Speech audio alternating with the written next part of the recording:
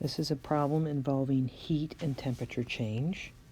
So we have our heat is going to be equal to our mass times our specific heat capacity times delta T. When we have 3 of these values, we can always calculate for the 4th value. This problem involves aluminum, and we're given an amount of heat in calories. So we're going to need the specific heat of aluminum given in calories, which is this value here. So let's just copy this value down here. Our heat capacity for this problem, 0.2154. The units are calories per gram degree C. Now in this problem, we're asked to calculate the final temperature. So we're going to be calculating a delta T value and adding it to the initial temperature.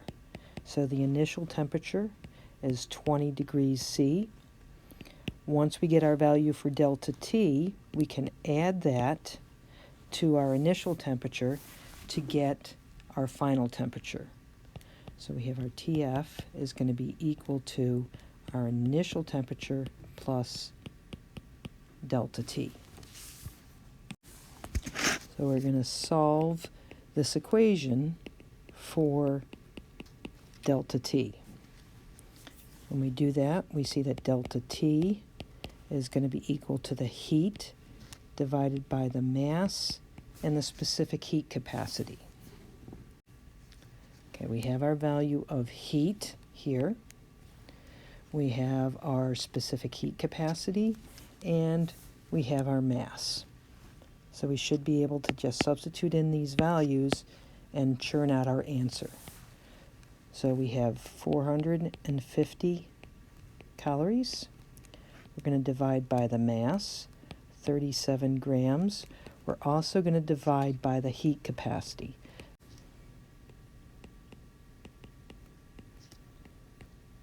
So our heat capacity units are calories per gram degree C. It's in the denominator, so it's the units of grams degree C are in the denominator of a denominator, so they're going to come up to the numerator, and that's going to be grams degree C. All right, so we look at our units to check to see if we've set things up correctly, and our surviving unit is degrees C, which is good. We want our delta T. If we do our calculation, we find that delta T is 56.4631 degrees C. Now I'm going to carry the extra sig figs and not round until the end.